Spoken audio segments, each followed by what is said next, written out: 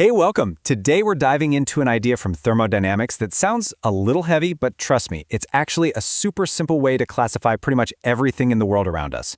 We're going to explore the difference between what are called intensive and extensive properties. So, to kick things off, let me throw a question at you. What could a giant swimming pool and a tiny little teacup of coffee possibly have in common? It sounds like a bit of a riddle, right? But the answer is the key to this whole thing. Here's our game plan. We'll start with that puzzle. Figure out what a property even is in this context. Then we'll meet the two types, intensive and extensive, put them head to head, and finally, we'll talk about why any of this actually matters. Okay, so let's jump right back into that puzzling property. At the heart of it all is a pretty simple observation. Some things about an object depend on how much of it you have, while other things, they stay exactly the same no matter the size. Just think about it this way. Imagine you scoop 1 teacup of water out of a swimming pool. Now, obviously, the mass of the water in that cup is way smaller than the pool's. Same with the volume. But what about the temperature? If it's a heated pool, the temperature of the water in your cup is exactly the same as the water in the pool. The color is the same too.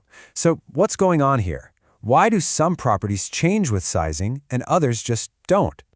To get to the bottom of that, we got to be clear on what we're talking about. The real key is understanding what scientists mean when they use the word property.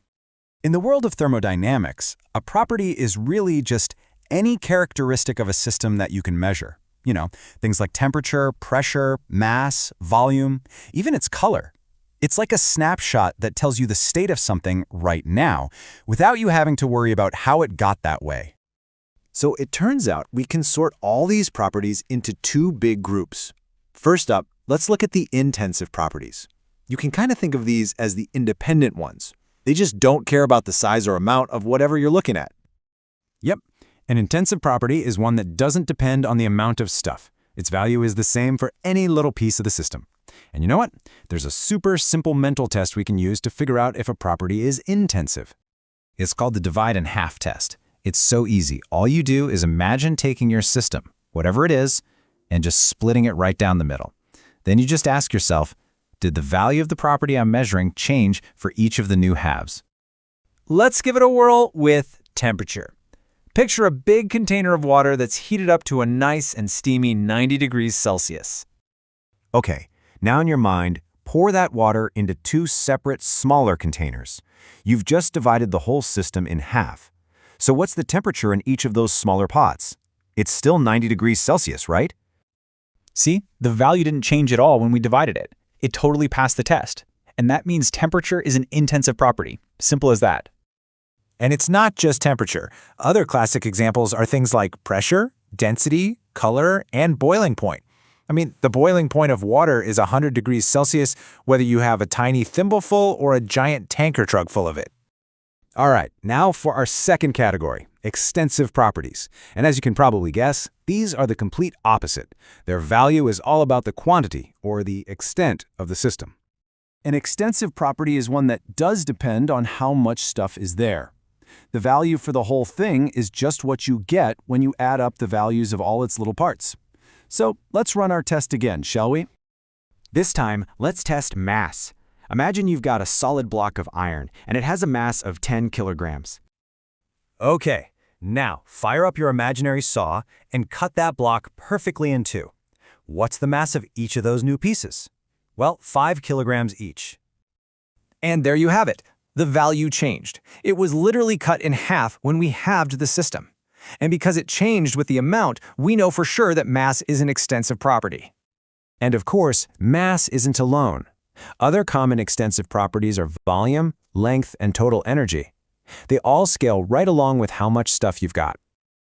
Okay, time for the big reveal. Let's pull this all together, put these 2 types side by side, and solve our swimming pool mystery once and for all. So here it is all laid out. Intensive properties, like temperature, don't give a hoot about the amount. Extensive properties, like mass and volume, absolutely do. And that is the answer to our riddle.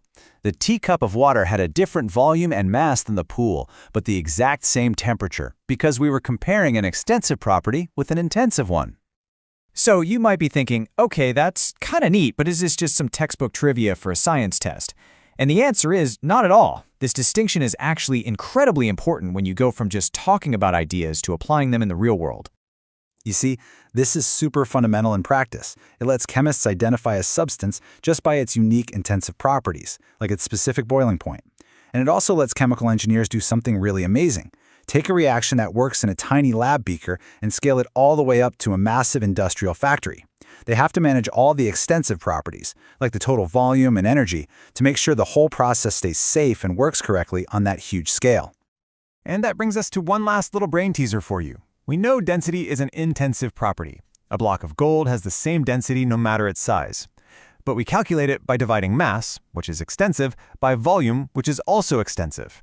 So how in the world does dividing one size-dependent thing by another create something that's totally independent of size?